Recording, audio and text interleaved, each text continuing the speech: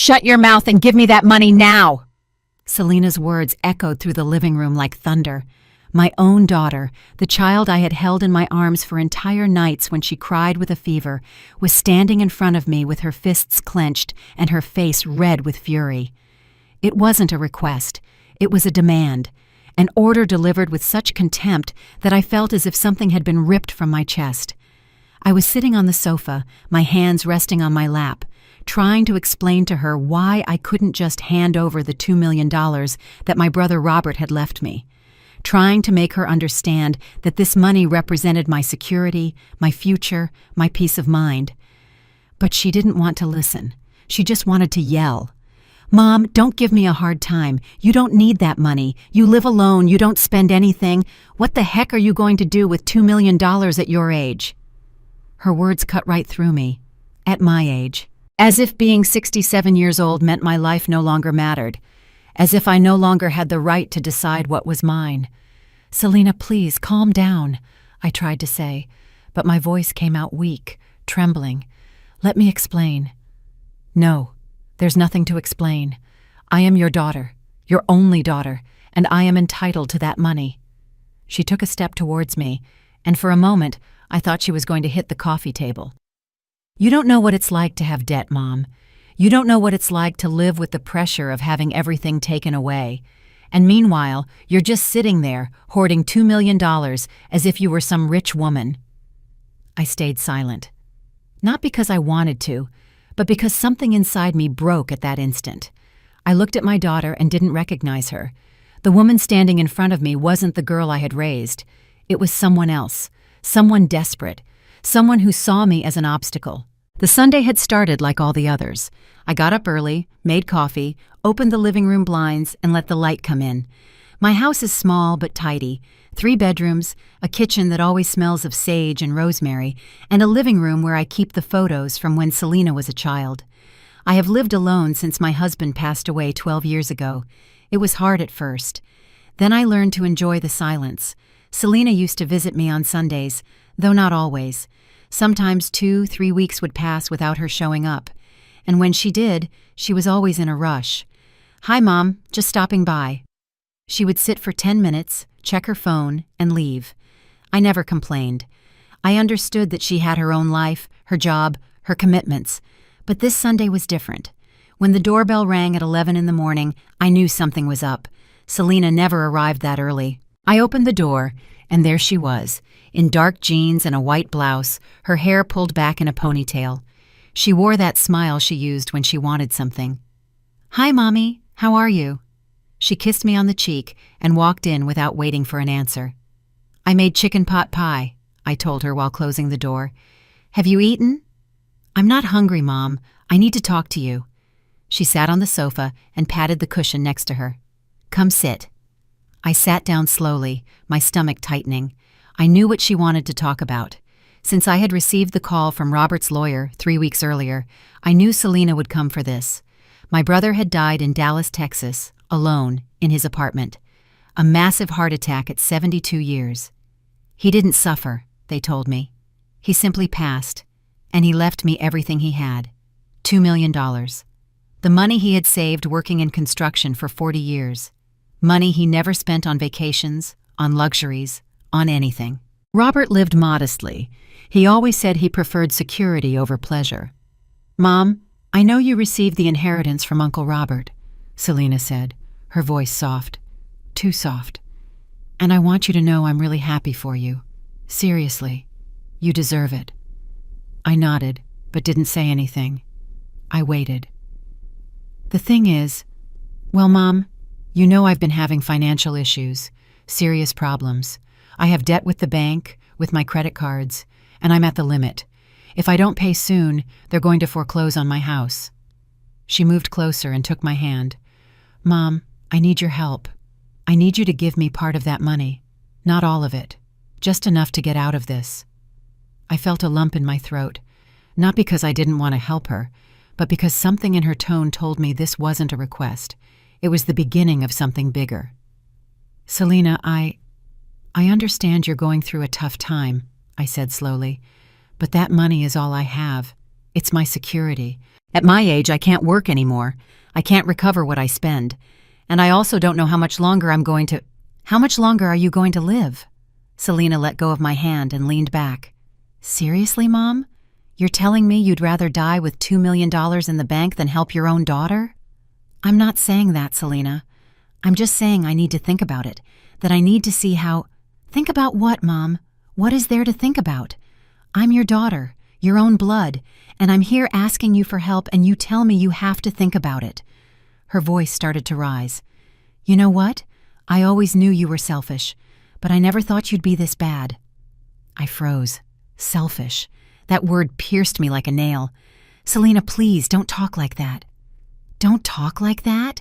And how do you want me to talk, Mom? I'm desperate, and you're just standing there calm with $2 million that you don't even need. She got to her feet and started pacing. You don't understand anything. You live in your world in this little house without worries. But I have a real life. I have real expenses. I have real problems. I had problems too, Selena, I said, and my voice came out firmer than I expected. I struggled too, and I never yelled at anyone for money. That was the mistake, because at that moment, Selena spun around and looked at me with a fury I had never seen in her before. Shut your mouth and give me that money now, she shouted, and the sound filled the entire house. Don't preach to me. Don't talk to me about your struggle. You don't know anything about living in the world today. Give me the damn money before it's too late. I stayed seated, watching her, unable to believe what I was hearing. My daughter, the girl I had raised with love, with sacrifice, with everything I had. She was yelling at me. She was treating me like I was her enemy. And in that moment, something inside me shifted. I couldn't sleep that night. I stayed sitting in bed, my back against the headboard, staring at the ceiling. Selena's words kept echoing in my head like an unrelenting sound. Shut your mouth and give me that money now, over and over. Every time I closed my eyes, I saw her standing in front of me, with that rage on her face, as if I were the worst person in the world for not handing over the only thing I had left. I got up when the clock showed 5 a.m. There was no point in trying to sleep anymore. I went to the kitchen, put water on to boil, and made coffee. The same ritual as always. Opening the canister, taking out the white mug with blue flowers that my husband gave me 20 years ago, scooping 2 spoonfuls of coffee, and waiting. The house was silent. A silence that used to give me peace, but now made me feel lonelier than ever. I looked out the kitchen window. The sun was just starting to rise. The streets were empty. Everything seemed normal, but nothing was normal. Not after what had happened.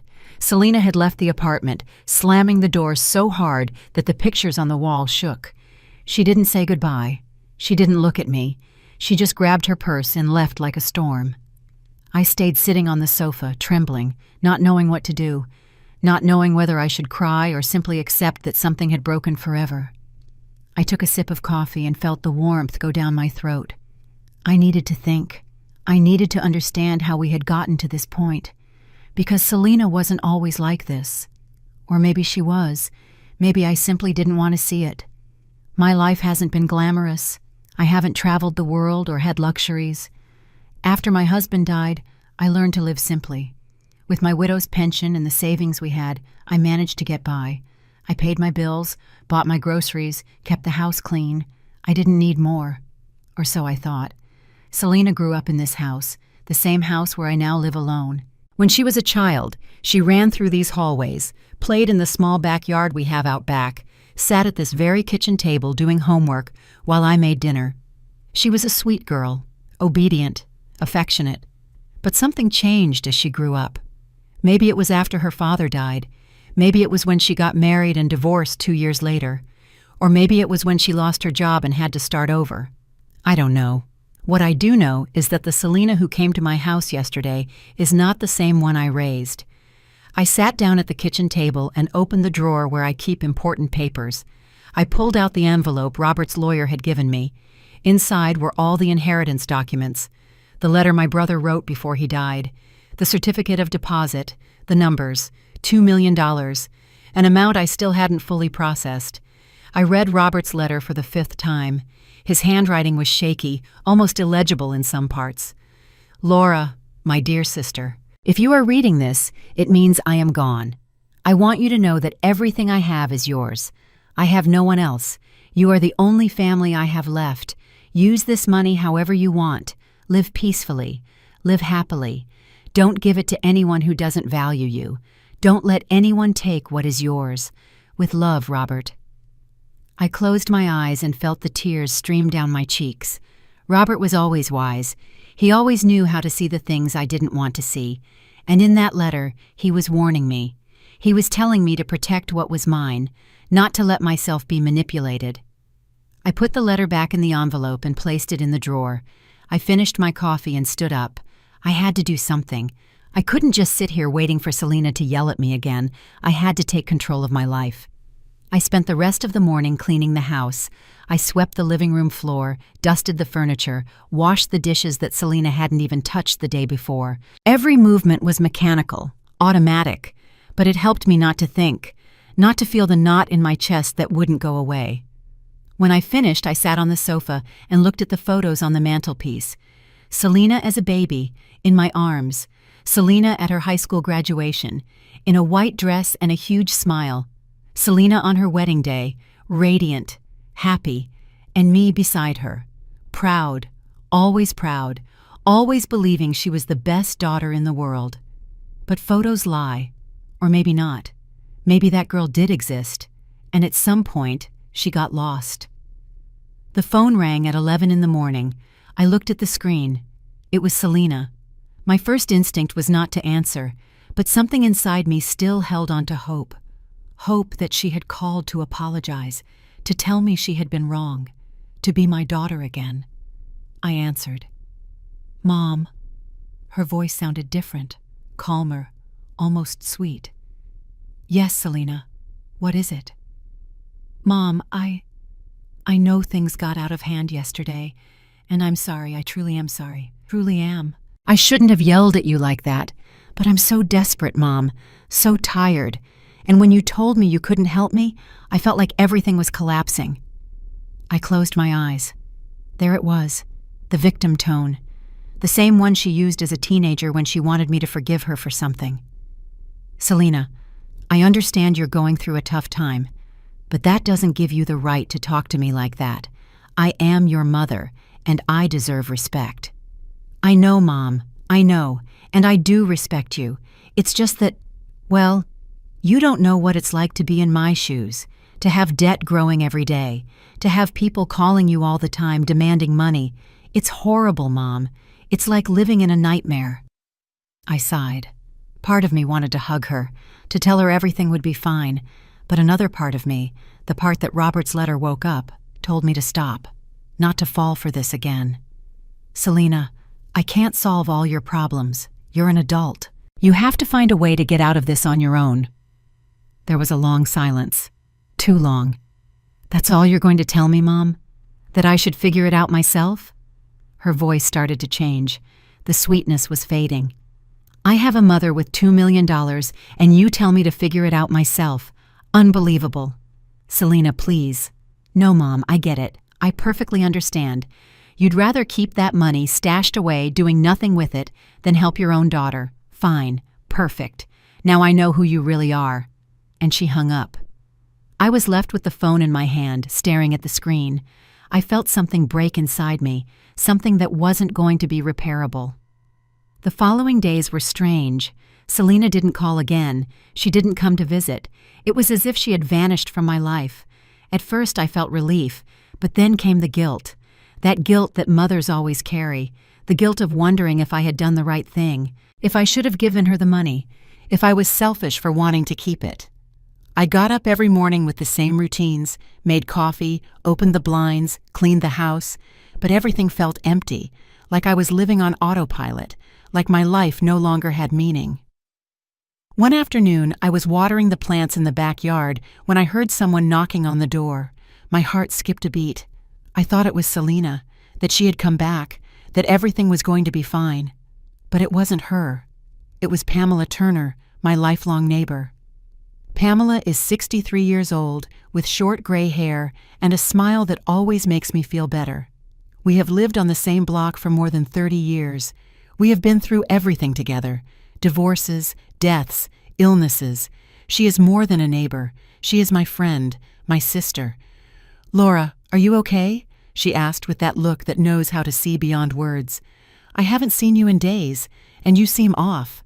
I looked at her and felt the tears begin to well up. I didn't want to cry. I didn't want to be weak. But with Pamela, I couldn't pretend. "Come in, Pamela. I need to talk to someone." Pamela came into the house and sat down with me at the kitchen table. I made her coffee and sat across from her. I didn't know where to start. I didn't know how to explain what was happening without sounding like a selfish mother who denies everything to her daughter. "Tell me, Laura, what happened?" Pamela put her hand over mine. Her touch was warm, comforting, the complete opposite of the coldness I had felt from Selena. I took a deep breath and started talking. I told her everything.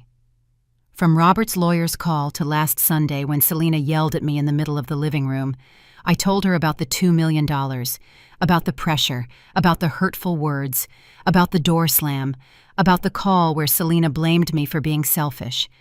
Pamela listened without interrupting. She just nodded occasionally, her eyes fixed on mine. When I finished speaking, I realized I was crying. The tears were falling uncontrollably, and I couldn't stop them. "Oh, Laura," Pamela said softly, "this isn't your fault. You know that, right?" "I don't know, Pamela. Sometimes I think I am selfish, that I should help her. She's my daughter. What mother doesn't help her daughter when she needs it?"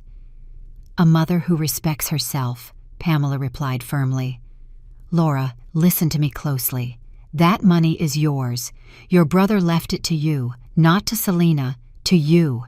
And he did it because he loved you, because he trusted you, because he knew you were going to need it. But Selena has debt. She has problems, and I'm sitting here with $2 million that I don't even know what to do with. And what has she done to get into that debt, Laura? Has she told you?" Pamela looked at me with that expression she has when she knows something I don't want to admit. "Because I've seen Selena. I've seen her arriving in Ubers, buying new clothes, going out to expensive restaurants. She doesn't look like a person who is broke." I stayed silent, because Pamela was right. Selena always complained about not having money, but her life didn't look like someone in crisis. She always wore designer clothes. She always had the newest phone. She was always talking about places she had gone. "Laura, there's something you need to understand. You are not responsible for Selena's problems. She is an adult. She is over 40 years old. If she has debt, it's because she made decisions that led her there, and that is not your fault." "But she's my daughter, Pamela." "Yes, and precisely because of that, you must not let her manipulate you." Pamela squeezed my hand. "Because that is what she is doing, Laura. She is manipulating you. She is using your mother's love against you, and you are letting her."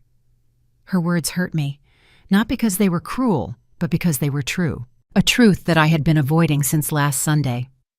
"What should I do, Pamela? I don't know anymore. I feel like if I give her the money, I'm going to be left with nothing. But if I don't give it to her, I'm going to lose my daughter." "Laura, if your daughter only wants you for your money, then you've already lost her. And that's the most painful thing, but it's the reality." Pamela got up and went to the cupboard. She took out a bottle of water and poured me a glass. "Drink, and listen to me. You have to protect yourself. You have to make sure that money is safe, because if Selena is that desperate, she won't stop until she gets what she wants." "Do you think she would do something bad?" I asked. Pamela didn't answer right away. She sat down again and looked me straight in the eyes. "I think desperation makes people do things they never thought they would do, and I think you need to be prepared." That conversation with Pamela left me thinking for days. I started to see things differently. I began to recall situations I had previously ignored, like that time Selena borrowed $5,000 to pay for a supposed medical emergency. She never paid me back. She never mentioned the topic again, or when she asked me to borrow my credit card because hers was blocked. She made purchases for more than $2,000 and took months to pay me. She always found an excuse. She always made me feel guilty for asking her to return the money, and I always ended up forgiving her, because she was my daughter, because I believed that was what mothers did. But now, with $2 million at stake, things were different, and I knew it. I decided to follow Pamela's advice. I needed to protect myself. I needed to make sure that money was safe. So I made an appointment with a lawyer, not the same one who handled Robert's inheritance. He was in Texas, and it was complicated. I looked for one here, in the city, someone who could guide me on what to do. The lawyer's name was Gregory Wells. He had a small office downtown, in an old but well-maintained building. When I walked in, he greeted me with a kind smile. He was a man in his 50s, with glasses and a calmness that made me feel safe. "Mrs. Chavez, please have a seat. How can I help you?" I explained the situation to him. I told him about Robert, the inheritance, Selena, everything. Gregory listened attentively, taking notes in a notebook. "I understand," he said when I finished. "And you want to make sure that money is protected, correct?" "Yes. I don't want anyone to be able to take it from me, not even my daughter." Gregory nodded. "Well, Mrs. Chavez, the first thing you need to know is that that money is legally yours. Your brother left it to you in his will. No one can take it from you without your consent, but I understand your concern. Sometimes family pressure can be very strong." "Exactly. I feel like if I don't do something, Selena won't stop, and I'm afraid she'll make me do something I'll regret later." "Then what I recommend is that we open a special account, an account that is solely in your name, with no beneficiaries, with no access for anyone else. We can also draft a will where you clearly specify what you want to happen to that money when you're no longer here. That way, if something happens to you, no one can say it wasn't clear." I felt relieved. Finally, someone was giving me concrete answers, real solutions. "And what if she tries to sue me or something like that?" I asked, with fear in my voice. "She has no legal grounds to sue you, Mrs. Chavez. The money is yours, period. But she can try to cause you problems in other ways. That's why it's important that you are prepared, that you have everything documented, that you know exactly what you have and where it is." I left Gregory's office feeling stronger, with a plan, with something concrete to do. I was no longer alone in this. I was no longer lost. Over the next few days, I followed all the steps Gregory indicated. I opened a new account at a different bank. I transferred the inheritance money to that account. I changed all my passwords. I kept all the important documents in a safe deposit box that I bought especially for this. Every step I took made me feel safer, more in control of my life. But it also made me feel lonelier, because every decision I made pushed me further away from Selena. And although I knew it was the right thing to do, it hurt. It hurt like nothing I had felt before. One evening I was sitting in the living room, watching television without paying attention, when the phone rang. It was a number I didn't recognize. I hesitated before answering, but something told me I should.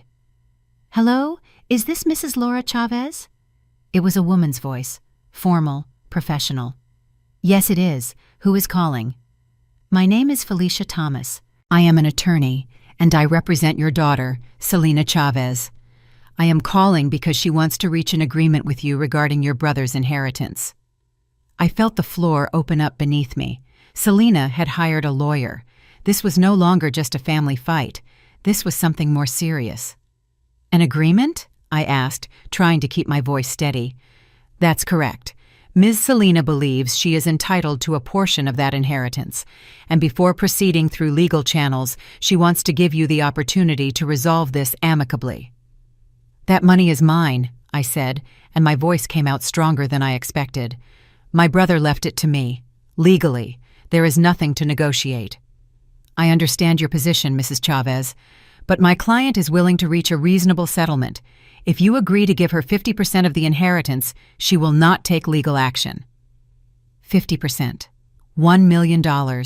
Selena wanted $1 million, and she was threatening to sue me if I didn't give it to her. "No," I said. "I am not going to do that. That money is mine, and if she wants to sue me, let her. But I will not back down." There was a silence on the other end of the line. "Very well, Mrs. Chavez. I will let my client know your response. Have a good evening." I hung up and was left trembling, not from fear, from rage, from pain, from disbelief. My own daughter was threatening me.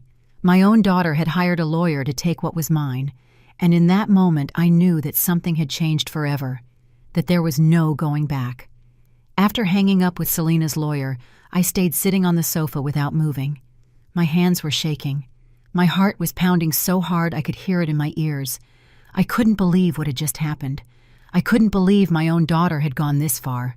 50%, $1 million, as if it were something I had extra of. As if I didn't have the right to decide about my own money.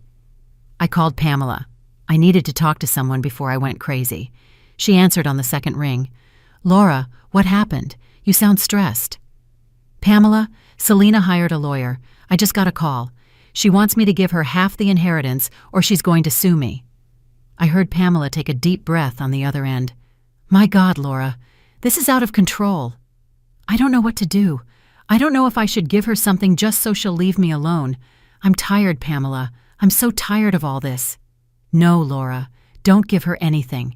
If you give her something now, she will come back for more. She will always come back for more. You have to stand firm. Have you talked to your lawyer yet?" "No, I just hung up with hers." "Call him now. Right now. Don't let another minute pass. And Laura, listen to me closely. You are not alone in this. I am with you, no matter what happens." Her words gave me strength. I looked up Gregory Wells' number and called him. He answered even though it was already 8 in the evening. "Mrs. Chavez, what can I do for you?" I told him what had happened. The call, the threat, the 50% demand. Gregory listened in silence. "Mrs. Chavez, breathe. This is common. It is a pressure tactic. They want to scare you into giving in. But legally, she has no case. Your daughter is not entitled to that inheritance. Period. If she decides to sue, she is going to lose, and it will probably cost her a lot of money in legal fees. So what do I do? Nothing. Absolutely nothing. Don't respond to her. Don't talk to her. Don't give her explanations. I am going to send a letter to that lawyer making it clear that you are represented by me and that all communication must go through my office. In the meantime, you continue with your life. Don't let this destroy you." I hung up feeling a little better, but only a little. Because even though Gregory was right, even though the law was on my side, none of that changed the fact that my daughter was attacking me, that the girl I had raised with love now saw me as her enemy. The following days were a nightmare. Selena began calling me constantly, at all hours, in the morning, in the afternoon, at night. She left long messages, some crying, others yelling. "Mom, please, let's talk. I don't want us to go to court. Just give me what is mine and everything will be fine." Or, "Mom, I can't believe you're doing this to me. After everything I've done for you, this is your fault. Everything is your fault." I stopped answering. I followed Gregory's advice. But every message I listened to was like a punch to the stomach, like a wound that wouldn't stop bleeding. She also started sending me text messages, hundreds, some pleading, others threatening. "Mom, if you don't give me that money, you're going to regret it. I'm going to tell everyone everything you've done. All the truth. You are a bad mother. You always were, and now everyone is going to know it." I read the messages and wondered if she really knew me, if she really believed the things she was saying, or if she was simply so desperate that she didn't care about hurting me anymore. One afternoon there was a knock on the door. I looked through the peephole before opening. It was Selena. She was standing there in jeans and a black jacket, her hair down. She looked tired, haggard, as if she hadn't slept in days. I stayed on the other side of the door, without opening. I didn't want to face her, not after everything that had happened. "Mom, I know you're there. Please, open up. I need to talk to you." Her voice sounded soft, almost broken. I didn't answer. "Mom, please, just 5 minutes. I'm begging you." Something inside me shifted. She was my daughter. She was pleading. And I, as always, wanted to believe that this time was different, that this time she was truly sorry. I opened the door slowly. Selena looked at me with teary eyes. Her face was swollen, as if she had been crying for hours. "Thank you, Mom. Thank you for opening up." 5 minutes, Selena. Only 5 minutes." She came in and sat on the sofa. I stood near the door, ready to run if things got ugly. "Mom, I know things have gotten out of control. I know I've said horrible things, And I'm sorry. I really am sorry." She wiped her tears with the back of her hand. "I'm just desperate. Mom, I have almost $100,000 in debt. The bank is threatening to take my house. I don't have a job. I don't have anyone to help me. And you are all I have." I sat in the armchair across from her. I looked at her without saying anything, waiting. "I know the money is yours. I know Uncle Robert left it to you. But Mom, you don't need it. You live well with your pension. You have this house. You have everything taken care of. I, on the other hand, I'm about to lose everything. Can't you help me? Even just a little?" "Selina, how did you end up with $100,000 in debt?" I asked. My voice came out harsher than I expected. She looked down. "Things. Expenses. Life is expensive." "Mom, you don't understand because you don't live in my world." "What expenses, Selina? Clothes, restaurants, trips?" "It's not just that. I also had emergencies, things I had to pay for. It wasn't all frivolous." "And why didn't you ask for help before? Why did you wait until now?" "Because you didn't have money before, Mom. But now you do. Now you have $2 million, and I don't understand why you don't want to share even a little bit with me." There it was again. That tone. That way of making me feel guilty. Of making me believe I was the bad person for not giving her what she asked for. "Selina, that money is my security. It is the only thing I have for my old age, for emergencies, to be able to live peacefully without depending on anyone." "But I'm your daughter, Mom. Families are supposed to help each other. You're supposed to want to help me." "I helped you your entire life, Selina. I gave you an education. I gave you a home. I gave you food. I gave you love. And you know what? You never thanked me. It was never enough. And now you come here asking me for $1 million as if it were the most normal thing in the world." Selina stood up. The softness on her face began to disappear. "You know what, Mom? You're right. Nothing was ever enough, because you were never a good mother. You were always more worried about your life, about your things, than about me. Dad was the one who raised me. You were just decoration." Her words cut through me like knives. "That's not true, Selina, and you know it." "No? Really? Then tell me, Mom, where were you when I needed you? When I got divorced? When I lost my job? Oh yeah, you were here, in your little house, living your quiet life while I suffered." "I was always available for you, Selina, always. But you never wanted my help. You only wanted my money. Because that's the only thing that works, Mom. Money is the only thing that solves problems. And you have it and you don't want to give it to me." "It's not that I don't want to. It's that I can't. I can't give you something that is going to leave me with nothing. I can't sacrifice my future for your mistakes." Selina looked at me with a coldness I had never seen before. "You know what, Mom? I tried to do this the nice way. I tried to talk to you. I tried to reason. But I see it's no use. So we're going to do this the hard way." "What does that mean?" "It means I'm going to do everything in my power to take that money from you. I'm going to sue you. I'm going to tell things about you.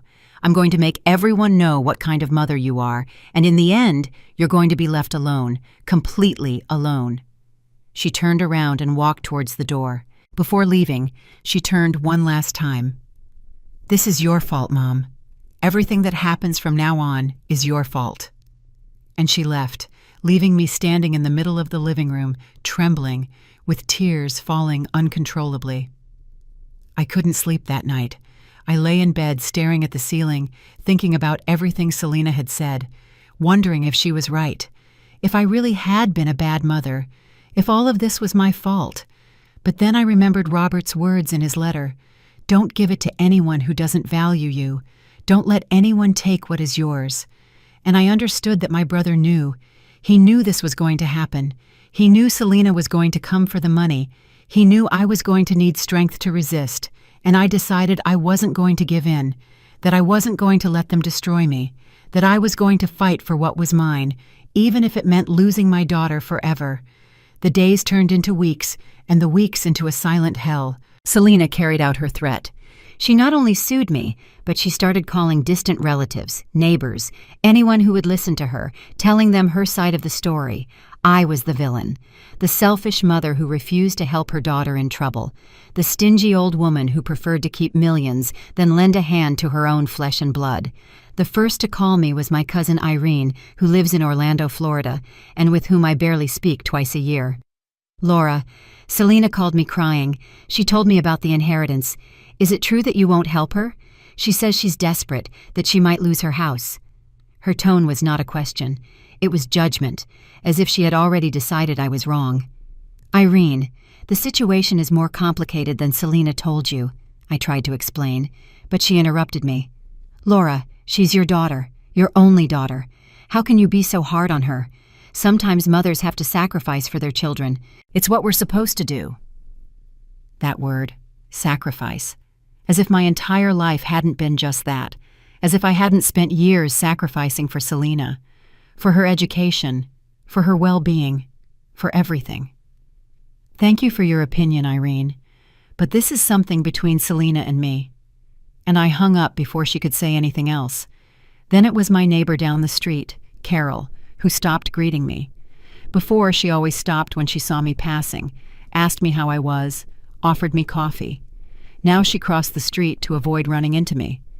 Pamela told me that Selena had gone to visit her, that she had cried for an hour talking about how bad I was, about how I was letting her starve while I was swimming in cash.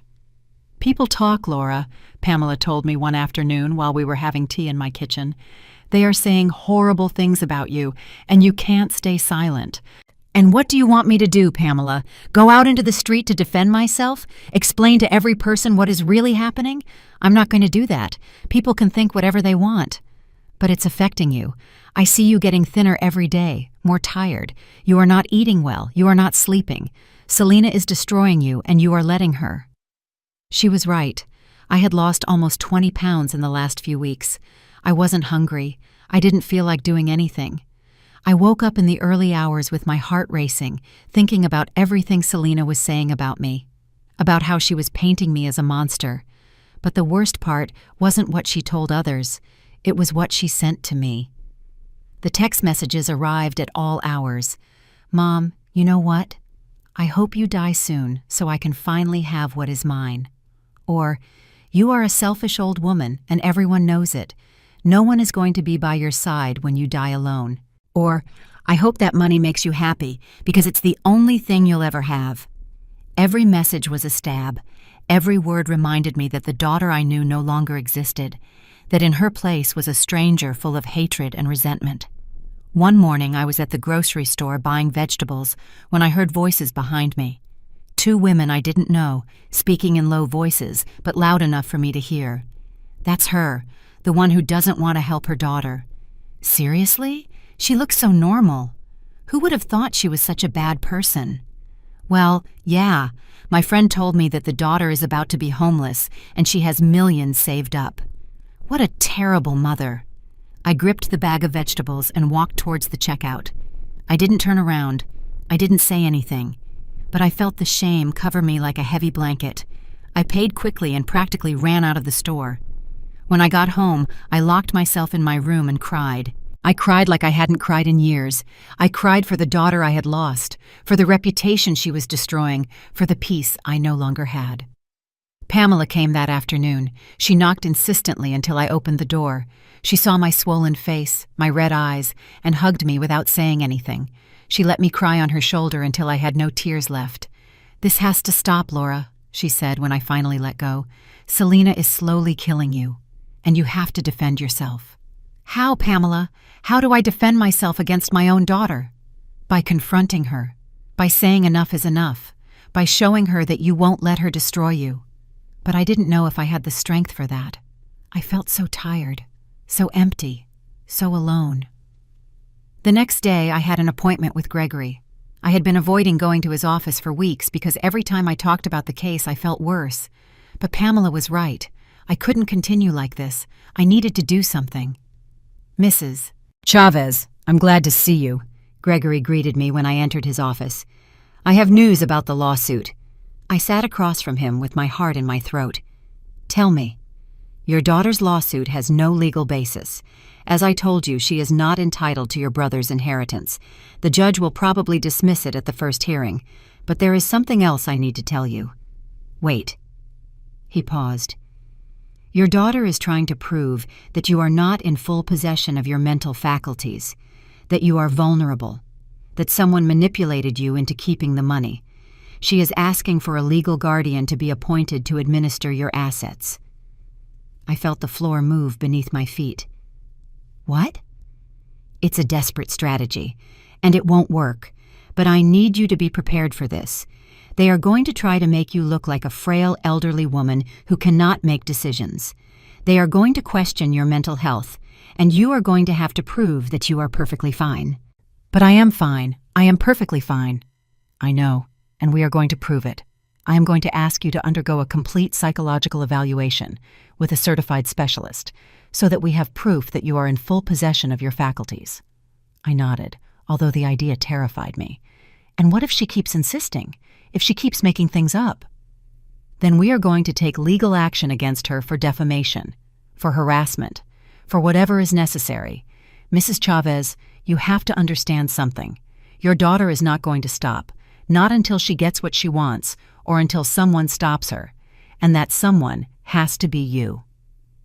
I left Gregory's office feeling a mixture of fear and determination. Fear because I knew this was going to get worse before it got better. Determination because I was tired of being the victim. I was tired of crying. I was tired of feeling guilty for something that was not my fault. That night, for the first time in weeks, I was able to sleep for a few hours. Not many, but enough to wake up with a little more clarity. The next day, I did the psychological evaluation that Gregory had asked me to do. I spent 3 hours with a psychologist answering questions, doing tests, talking about my life. At the end, she told me something that made me feel better. "Mrs. Chavez, you are completely fine. In fact, you are better than many people your age. You have mental clarity, good memory, and an admirable emotional strength. There is nothing to indicate that you cannot make decisions about your life." When I told Pamela, she smiled for the first time in days. "See? I told you. You are fine. It's Selena who is messed up." But Selena did not give up. A week later, she showed up at my door accompanied by her lawyer. She didn't ring the doorbell. She simply pounded on the door as if she had the right to enter whenever she wanted. I didn't open it. I stayed on the other side, listening. "Mom, I know you're there. Open the door. We need to talk." Selena's voice sounded tired, defeated.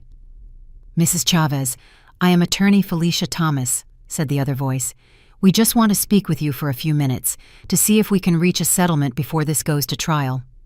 "I have nothing to discuss with you," I said from inside. "Anything you have to say to me, say it through my lawyer." "Mom, please," Selena pleaded. And for a moment, just for a moment, I felt the urge to open it, to let her in, to listen to her one more time. But then I remembered everything she had said to me, everything she had done to me, and I kept the door closed.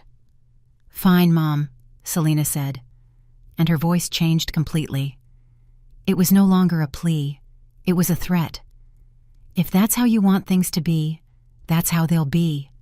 But I'm warning you. When this is over, you will be completely alone. No one will want to be near you. And you'll regret not having listened to me when you still had the chance." I heard their footsteps moving away. I heard the car start, and I remained leaning against the door, trembling, but without opening it, because I knew that if I opened that door, if I gave in even a little, I would lose myself forever. After that day when Selena came with her lawyer, something changed in me. It was no longer just fear or sadness that I felt. It was something deeper. It was rage. Rage for everything she had done to me, for how she had treated me, for how she had tried to destroy me by using my own mother's love against me. And that rage, although I was afraid to feel it, also gave me strength. Pamela noticed it immediately. "You look different," she told me one afternoon while we were making coffee in my kitchen. "Stronger, like you finally woke up." "I'm tired, Pamela. Tired of crying, tired of feeling guilty, tired of letting Selena control me. I can't continue like this." "I'm glad to hear you say that, because you need that strength for what is coming. This is not going to end soon, but you are going to get out of this, and you are going to come out stronger." I followed her advice.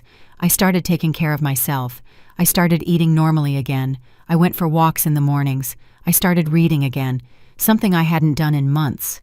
Little things that reminded me that I still had a life, that it was still worth living.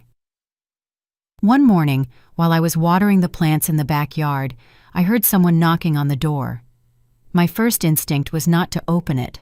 I thought it was Selina again. But when I looked through the window, I saw a woman I didn't know.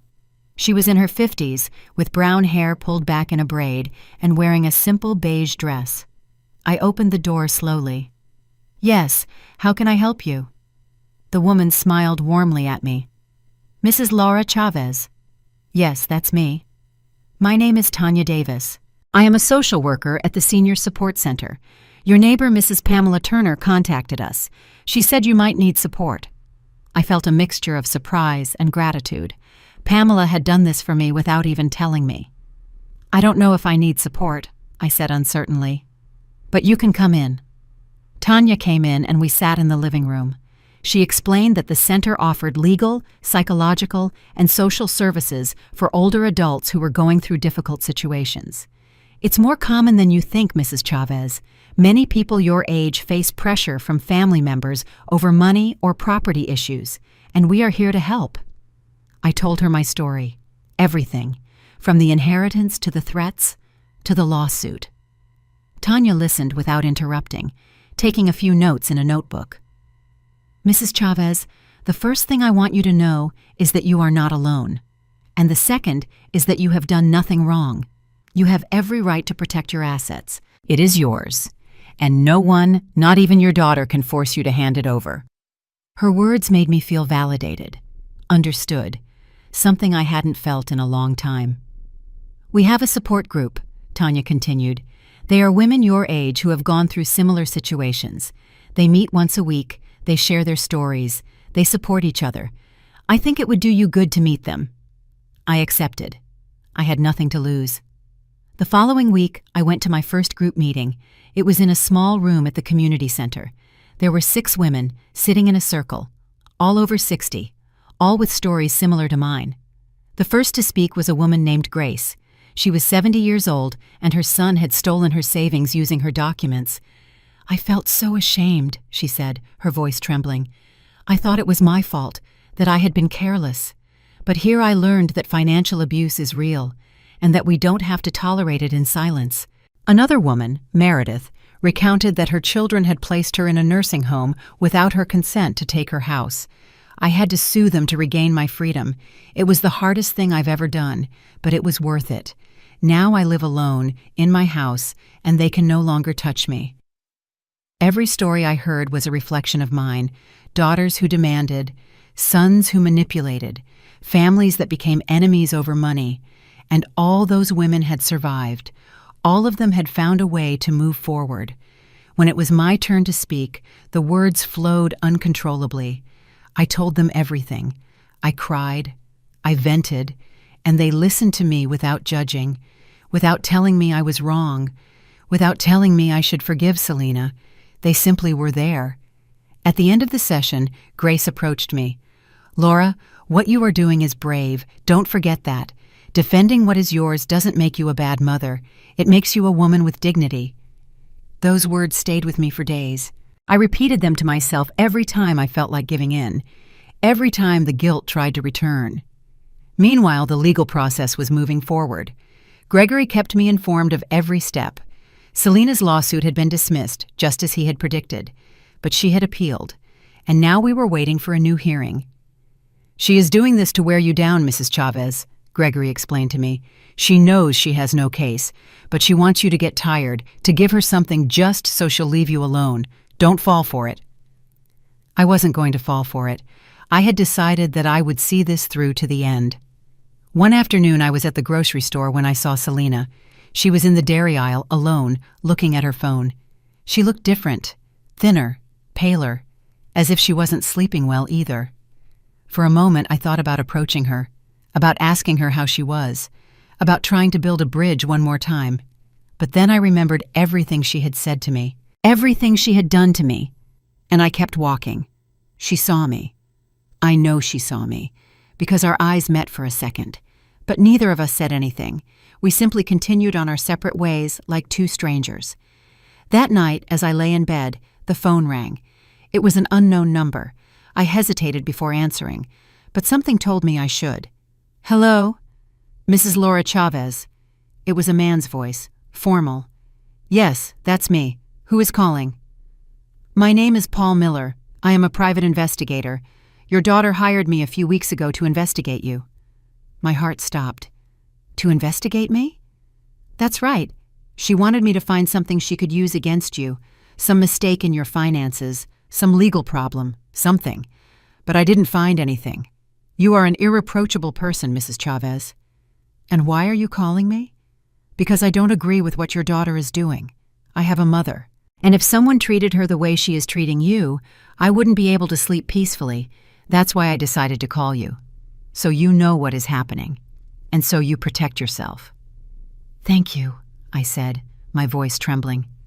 "Thank you for telling me." "Take care, ma'am, and don't give up. You deserve to live in peace." I hung up and stared at the ceiling. Selena had hired someone to investigate me, as if I were a criminal, as if I were her enemy. And in that moment, I understood that there was no turning back, that the daughter I knew was so lost that there was no way to get her back. The next day, I called Gregory. I told him about the investigator's call. "That is harassment, Mrs. Chavez, and it's illegal. We can use this against her." "I don't want to hurt her, Gregory. I just want her to leave me alone." "Then we are going to send her a cease and desist letter, where we make it clear that if she continues with this behavior, we will take more serious legal action." I accepted. It was time to set firm boundaries. The letter was sent that same week, and to my surprise, it worked. Selena's messages stopped. The calls, too. It was as if she had finally understood that she wasn't going to get what she wanted.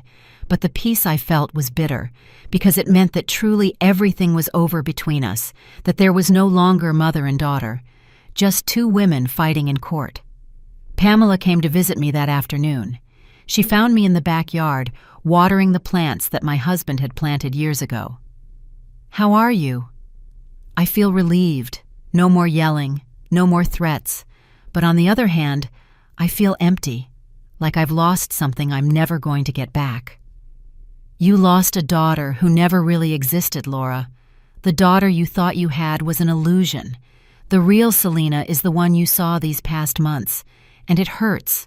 It hurts like hell, but it's better to know the truth than to live in a lie." She was right, as always. "And now what do? I asked. "Now you live.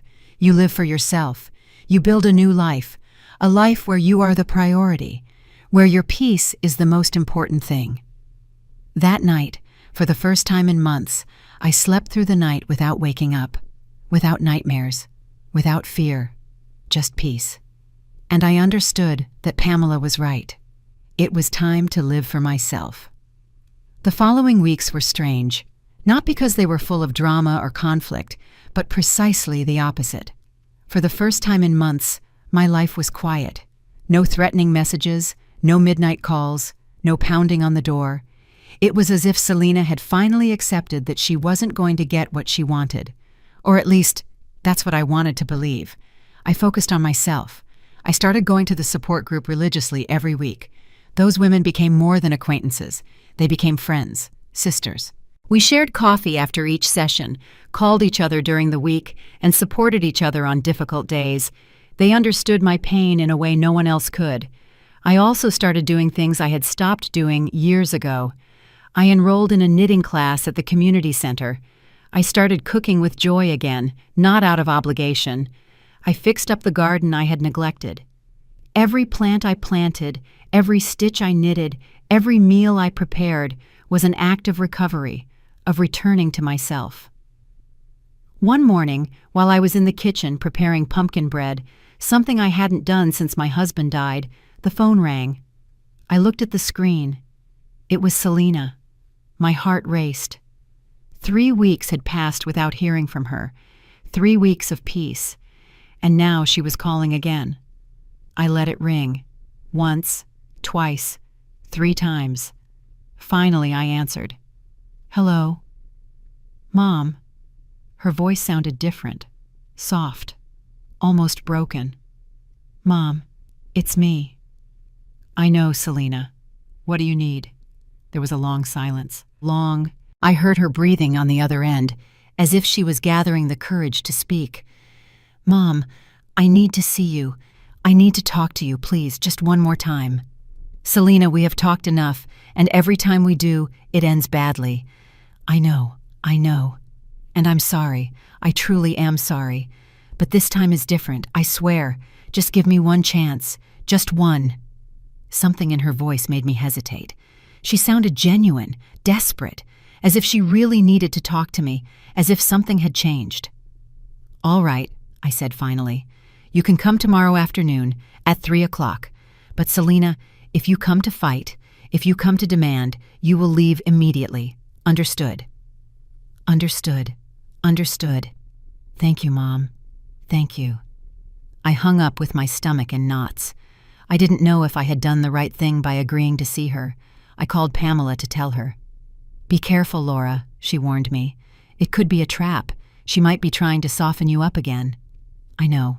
But I need to give her this opportunity. I need to know if there is any possibility that things can get better." "All right, but please, don't give in. No matter what she says to you, no matter how much she cries, stand firm." I promised I would. The next day, I cleaned the house from top to bottom. I don't know why.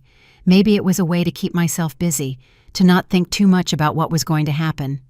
I made coffee and put cookies on a plate, as if it were a normal visit, as if nothing had happened between us. At 3 o'clock sharp, the doorbell rang. I took a deep breath before opening the door. Selena was standing there, in jeans and a simple white blouse. Her hair was down, and she wore almost no makeup. She looked tired, vulnerable, nothing like the furious woman who had come weeks ago. "Hello, Mom," she said in a low voice. "Hello, Selena. Come in." She came in slowly, as if afraid of bothering me. She sat on the sofa where she always sat when she was a child. I sat across from her, my hands on my lap, waiting. "Mom, I don't know where to start." She bit her lower lip, a gesture she made when she was little and nervous. "I've been thinking a lot about everything that happened, about everything I said to you, about how I treated you, and I feel horrible. I truly feel horrible." I looked at her without saying anything, waiting for her to continue. "I know I hurt you. I know I said terrible things to you, things I shouldn't have said, and I don't expect you to forgive me. I just want you to know that I'm sorry. I am so sorry." Tears began to fall down her cheeks, and for a moment, just for a moment, I felt the urge to hug her, to tell her everything was okay, that I forgave her, but I remained still, because I had learned that words were not enough, that I needed to see actions. "Selena, I appreciate you coming to apologize, but I need to know something. Why now?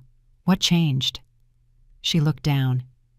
"I lost my job 2 weeks ago, and my lawyer told me it was going to be almost impossible to win the case against you, that I was spending money I didn't have on something that wasn't going to work, and I realized I was destroying everything, my relationship with you, my dignity, everything." There it was, the truth. She hadn't come because she was truly repentant. She had come because she had run out of options, because she had lost the battle. "So you didn't come because you're genuinely sorry," I said in a calm voice. "You came because you realized you weren't going to get what you wanted." "No, Mom, it's not like that. I am sorry. I really am sorry. But you're right. I also came because I realized I was wrong, that I had no right to ask you for that money, that I was the one being selfish. Selena, for months you made me feel like the worst mother in the world. You yelled at me, you threatened me, you investigated me, you told everyone I was a horrible person. And now you come here to tell me you're sorry? Do you expect that to fix everything?" "No, I don't expect it to be fixed. I know the damage is done, but Mom, please, let me show you that I can change. Let me be in your life again, not for the money, just for being your daughter." I wanted to believe her. God knows how much I wanted to believe her. But something inside me told me not to fall for it again, to protect the little dignity I had left. "Selena, I need time. I need to think. I need to process all of this. I can't just forget what happened." I understand. I completely understand. And I'll wait. However long it takes. Just please, don't close the door on me forever." She got up to leave. Before walking out, she turned around. "Mom, I want you to know something else. I withdrew the appeal to the lawsuit. I told my lawyer that I no longer wanted to continue with this. It's over. I won't bother you anymore." I nodded without saying anything. She left, and I remained sitting in the living room, trying to process what had just happened. I called Pamela immediately. I told her everything. "And did you believe her?" she asked. "I don't know. Part of me wants to believe her, but another part tells me she's just saying what she knows I want to hear." "Exactly. Laura, this is another manipulation. A more subtle one, but manipulation nonetheless. She comes when she has lost everything, when she has no more cards to play, and now she wants to come back into your life as if nothing happened." "But she's my daughter, Pamela." "I know, and I know it hurts, but ask yourself something. If she had won the case, if she had gotten the money, do you think she would be here asking for your forgiveness?" I stayed silent, because I knew the answer. No, she wouldn't be here. "Laura, you decide if you want to give her another chance. But if you do, let it be with clear boundaries. Let it be with actions, not just words. And above all, let it be by taking care of yourself first." I couldn't sleep that night. I thought about everything Selina had said, about her repentant face, about her tears, and I wondered if it was possible that she had really changed, or if I was just being naive again. The following days were more of the same. Selina called me every couple of days, always with the same soft tone, always asking how I was, never mentioning the money, never pressuring me. It was as if she was trying to prove that she had changed, but I wasn't ready to trust her. Not yet. One afternoon, Tanya from the support center came to visit me. "Mrs. Chavez, I heard that your daughter contacted you again. How do you feel about it?" Confused. I don't know whether to believe her or not. "It's normal to feel that way, but I want you to think about something. True repentance comes with actions, not just words. Has she done anything concrete to show that she has changed? Something beyond saying she's sorry?" I thought about it, and I realized that no, she hadn't done anything concrete, just words, promises, apologies. "Mrs. Chavez, you don't owe your daughter anything, nothing. If you decide to give her another chance, do it because you want to, not because you feel obligated. And do it on your own terms, on your own timeline." Her words gave me clarity. That night, when Selina called again, I told her something I had been wanting to say for days. "Selina, I've been thinking about everything, and I've decided something. If you want to be in my life again, it will be under my conditions. We are not going to talk about money. We are not going to talk about the inheritance, and you are going to have to show me with actions, not with words, that you have truly changed. Are you willing to do that?" There was a silence that told me everything I needed to know. "Mom, All right, I accept it." But her voice no longer sounded so confident, no longer sounded so repentant, and I knew I had done the right thing by setting boundaries. The following weeks were a test. Selina tried to comply with the conditions I had set. She called me regularly, but the conversations were superficial. She asked me how I was, if I needed anything from the grocery store, if I wanted her to visit me. But there was something forced about everything, as if she were following a script, as if every word was calculated to prove that she was the perfect daughter again. The first time she came to visit me after our conversation, she brought flowers, sunflowers, my favorites. "I remembered you liked them," she said with a smile that didn't reach her eyes. I put them in a vase in the living room and made tea. We sat and talked about trivial things, the weather, the news, the neighbor across the street who had painted her house yellow, everything but what was important, everything but what we really needed to talk about. I tried to give her the benefit of the doubt. I tried to believe that maybe, just maybe, this was real, that she was really trying to rebuild our relationship. But each visit left me emptier than the last, because there was no real connection. There was no honesty, just a careful performance on both our parts. Pamela noticed it immediately. "You look like two strangers having tea," she told me after watching one of Selina's visits from her window. Is that what you want? A relationship based on polite lies? I don't know what I want, Pamela. I just know I'm tired. Tired of fighting. Tired of doubting. Tired of everything. Then maybe you need to do something radical, something that allows you to live your life without constantly waiting for Selena to change or for things to get better. She was right. I was living in a kind of limbo. I wasn't truly reconciled with Selena, but I wasn't completely separate from her either. I was stuck in an uncomfortable middle ground that wasn't good for either of us. I decided to do something I had been putting off for months, completely organize my life, make sure everything was in order, not just for myself, but to have the peace of mind of knowing that no one could take what was mine.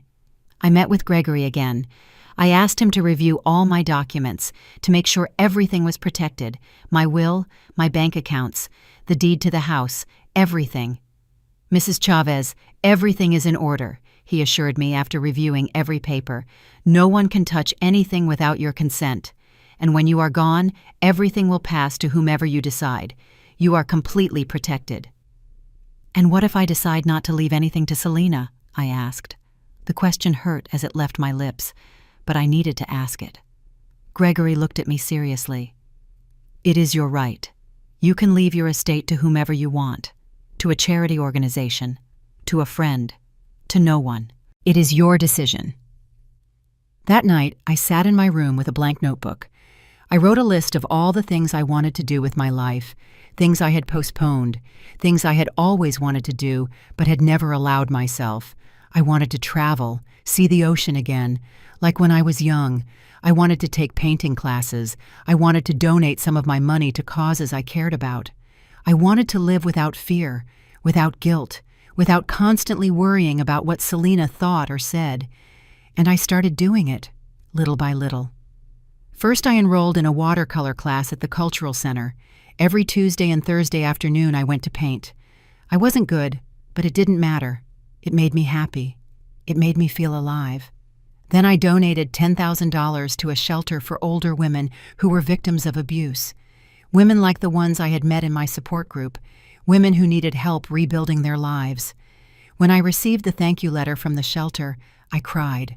But this time not out of sadness, out of joy, knowing that my money was doing something good. I also started fixing up the house, not because anything was wrong with it, but because I wanted it to reflect who I was now. I painted the kitchen a soft yellow. I changed the living room curtains for lighter ones that let in more light. I bought new plants for the backyard. Every change was an act of self-love, of reclaiming my space. Selena noticed the changes when she came to visit me. The house looks different, Mom. It looks good. Thanks. I decided it was time to make some changes. She nodded, but didn't say anything else. And I didn't offer any more explanations. I no longer felt the need to justify my decisions. One afternoon, while I was painting in my watercolor class, my phone rang. It was Selena.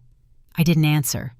I was focused on my painting, on the colors mixing on the paper, on the peace I felt creating something with my own hands. After class, I checked the voicemail she had left. Mom, I need to talk to you. It's important. Please call me when you can. Her voice sounded tense, worried. Part of me wanted to call her immediately, but another part, the part that had learned to protect me, told me to wait, not to run every time she called, that my peace was more important. I waited until the next day to call her back. She answered on the first ring. Mom, thank you for calling. I need to ask you a favor. And there it was, the real reason for her call. She needed something. What kind of favor, Selena? I need you to lend me $5,000, just for a month. I swear I'll pay you back. I just have something urgent to pay for, and I don't have anywhere to get the money. I closed my eyes. I took a deep breath.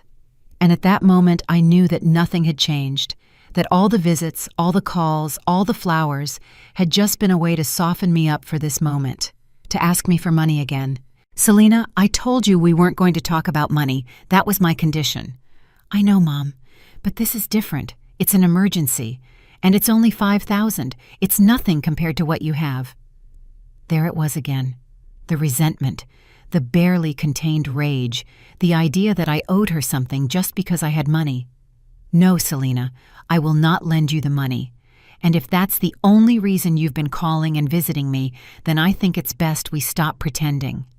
Pretending? Is that what you think I'm doing? Pretending? Her voice started to rise. I've been trying to fix things with you, Mom. I've been coming over, calling, behaving well, and this is how you repay me. Selena, if you've been coming over only because you hoped I would eventually give you money, then you weren't here for the right reasons. God, Mom, you're impossible. Nothing is ever enough for you. Whatever I do, it's never enough. Goodbye, Selena. And I hung up. My hand was trembling. My heart was pounding. But I didn't feel the panic I felt before. I didn't feel the devastating guilt. I felt something different. I felt relief. Relief at knowing I had done the right thing. That I had stood firm. That I hadn't given in. I called Pamela. I told her what had happened. I'm proud of you, Laura. I know it wasn't easy. But you did the right thing. I know. But it hurts. It hurts to know that she really hasn't changed, that it was all an act. It hurts because you still love her, because she's your daughter. But love doesn't mean letting them destroy you. Love also means loving yourself enough to set boundaries. That night, I made myself a special dinner. Chicken and green sauce, rice, beans, the things I liked. I put music on the radio. I sat at my kitchen table, alone, and enjoyed every bite. There was no drama, no yelling, no tears, only peace. After dinner, I went out to the backyard. The plants I had sown were growing well. The flowers I had planted were beginning to open. The garden, which had been neglected for months, was now alive again, full of color, full of life. I sat on the small bench my husband had placed there years ago. I looked up at the sky. The stars were beginning to appear, and in that moment, I felt something I hadn't felt in a long time. I felt gratitude. Gratitude for being alive, for having a roof over my head, for having friends who loved me, for having the strength to defend myself. Selena did not call again after that conversation, and I didn't seek her out. I understood that sometimes love means letting go. It means accepting that you cannot save someone who does not want to be saved. I focused on my life, on my painting classes, on my support group, on Pamela, on the small daily joys that I didn't see before because I was too busy worrying about Selena. I started planning a trip to the coast, something I had wanted to do since my husband died. I looked for small hotels, cozy ones, places where I could walk on the beach, where I could feel the sun on my face, where I could just be myself. One morning while I was watering the plants, Carol, the neighbor who had stopped talking to me, approached me. Laura, good morning. I looked at her, surprised. Good morning, Carol. I want to apologize to you. I found out what really happened with Selena. Everything.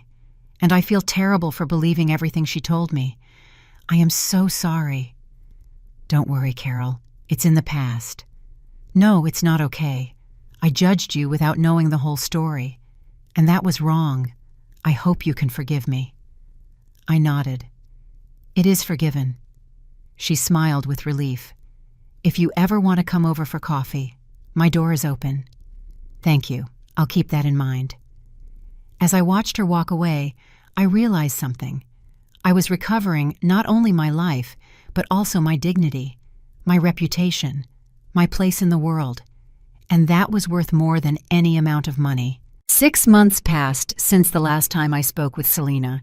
6 months in which I learned to live for myself. 6 months in which I rebuilt my life piece by piece.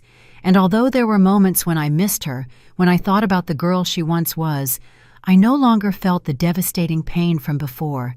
I had learned to live with the loss. I had learned that sometimes loving means letting go. I took that trip to the coast I had been planning. I spent 2 weeks in a small hotel facing the sea. Every morning I woke up early and walked on the beach barefoot, feeling the sand between my toes, listening to the sound of the waves. It was the first time in years that I felt completely at peace, without worries, without fear, just me and the ocean. During that trip, I met other women my age, women who were also alone, who were also rebuilding their lives after losses, divorces, or family conflicts. We shared stories while having coffee on the hotel terrace. And I realized that I wasn't alone, that there was a whole world of women like me, women who had decided that their peace was worth more than any toxic relationship. When I returned home, I felt refreshed, different, as if I had left something heavy on that beach and had come back lighter. I continued with my painting classes. My watercolors improved so much that the teacher suggested I participate in a small exhibition at the cultural center. At first I hesitated. Who would want to see my paintings? But Pamela encouraged me. Laura, it's time for you to stop hiding, to show the world who you are. I accepted. And on the night of the exhibition, when I saw my paintings hanging on the walls, when I heard people talking about them, I felt something I hadn't felt in a long time. I felt pride in myself, in what I had achieved, in the woman I had become. Pamela was there, of course, and the women from my support group, and Tanya, and Carol, and other neighbors who had started talking to me again after learning the truth. I was surrounded by people who genuinely cared about me, who valued me, and I realized that I had a family, not the blood family I had lost, but a chosen family, a family that loved me for who I was, not for what I had. One autumn afternoon, almost 8 months after the last conversation with Selena, I was at the grocery store buying vegetables when I saw her. She was in the grain aisle, alone, with an almost empty cart. She looked different, thinner, her hair shorter, simpler clothes. She looked tired, defeated. Our eyes met. For a moment, neither of us moved. Then she started walking towards me. My first instinct was to leave, but something stopped me. Maybe curiosity. Maybe the need to close that chapter completely. "Hello, Mom," she said when she reached my side. Her voice was soft, without the rage from before, without the desperation. "Hello, Selena." We stood there, in the middle of the aisle, with other shoppers passing by us. The silence between us was dense, full of everything we had said and everything we could never say. "You look well," she said finally. "Thank you. You too." It was a lie. She didn't look well. But I didn't want to be cruel. "Mom, I've been wanting to call you many times, but I didn't know what to say. I didn't know if you wanted to hear from me." "And what did you want to say?" She looked down. "That you were right about everything. That I was selfish. That I was cruel.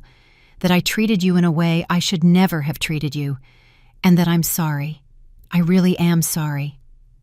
Her words sounded genuine, but they no longer affected me as they used to. I no longer felt the urge to hug her, to tell her everything was fine, because it wasn't fine, and it probably never would be. "I appreciate you telling me that, Selena. I truly do. Do you forgive me?" Her eyes filled with tears. I took a deep breath. "Selena, forgiveness is not something I can just give you like that, not after everything that happened. Maybe someday. But today, at this moment, the best I can do is wish you well. Wish that you find your way, that you solve your problems, that you find the peace that I have found. That means you don't want to see me anymore. It means I need to protect my peace, and for now, that means keeping my distance." She nodded slowly. Tears ran down her cheeks. "I understand, and I respect that. I just want you to know that, despite everything, I love you, and I am so sorry for everything I put you through. I love you too, Selena. I will always love you. You are my daughter. But loving doesn't mean letting myself be hurt. Loving also means loving myself." We stood in silence for a few more seconds. Then she wiped her tears. "Take care, Mom. You too, Selena." I watched her walk away down the aisle. Her figure became smaller until she disappeared among the other shoppers, and I felt something strange. It wasn't sadness. It wasn't relief. It was acceptance. Acceptance that this was how things were, that not all stories have a happy ending, that sometimes the best thing we can do is let go and move on. I finished my shopping and went home. Pamela was waiting for me at my door with a cake she had baked. "Do you remember what day it is today?" she asked with a smile. I had completely forgotten. My birthday, 68 years old. "Laura, look at you, stronger than ever." We went into the house. Pamela put the cake on the table and lit the candles. Make a wish. I closed my eyes. I thought about everything that had happened in the last year, about everything I had lost, about everything I had gained, and I made a simple wish. I wished to continue having the strength to live my life with dignity, to protect my peace, to be happy. I blew out the candles. Pamela applauded. And in that moment, surrounded by the aroma of the cake, the warmth of my friend, the sunlight coming through the window, I realized something fundamental. I didn't need Selena to validate me. I didn't need her forgiveness or her love. What I needed was right here, in this house, in this life I had built for myself. The following months I kept going. I donated more money to the women's shelter. I joined a volunteer group that visited nursing homes to keep company with older people who didn't have family. I kept painting. I kept traveling. I kept living. Once in a while I would think about Selena. I wondered how she was doing, if she had found a job, if she had solved her problems. But it was no longer a constant worry. It no longer kept me up at night. It was simply a thought that came and went, like the ocean waves. 1 year after that encounter at the grocery store, I received a letter. It was from Selena. I opened it with trembling hands, not knowing what to expect. Mom, I don't know if you'll read this, but I need to write it to you anyway. I've been in therapy for the past few months. I finally accepted that I had problems that I needed to resolve, problems that had nothing to do with you. I understood that I blamed you for things that were my responsibility, that I expected you to fix my life when I was the only one who could do it. I am not writing to ask for your forgiveness again. I already did that, and I know you need time. I am writing to tell you that I am working on being better, on being the person I should have always been, and to thank you for maintaining your boundaries, for not giving in, because that forced me to face reality. I love you, Mom, and I hope that someday, if you want to, we can try again, but this time for real, without lies, without manipulation, just two women who love each other trying to understand each other.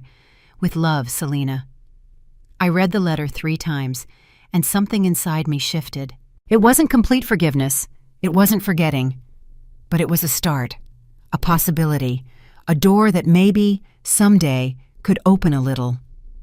I put the letter in the drawer where I kept important papers, next to Robert's letter, the 2 most important letters of my life, one that had given me strength to protect myself, the other that gave me hope that maybe, just maybe, not everything was lost.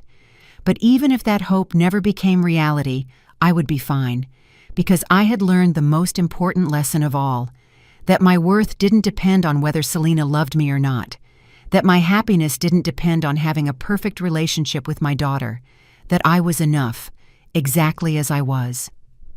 I sat in the backyard that afternoon with a cup of tea in my hands, looking at the flowers I had planted. Each one had grown strong and beautiful, like me, despite everything, despite the storms, despite the pain.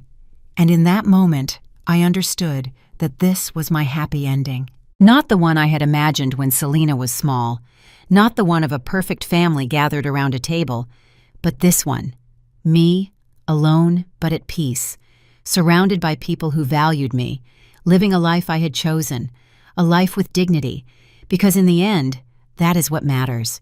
Not how much money you have, not whether your family understands you or not, but whether you can look in the mirror and be proud of who you are, if you can sleep peacefully knowing that you defended what was yours, that you didn't let anyone take your dignity. And I could. Finally, after so much pain, I could. The sun began to set, painting the sky orange and pink. The flowers in the garden moved gently in the breeze, and I stayed there, sitting in my little paradise, grateful for everything I had lost and for everything I had found. Because sometimes, to find yourself, you first have to get lost. And sometimes, to truly live, you first have to learn to let go. And I had learned. At last I had learned. I had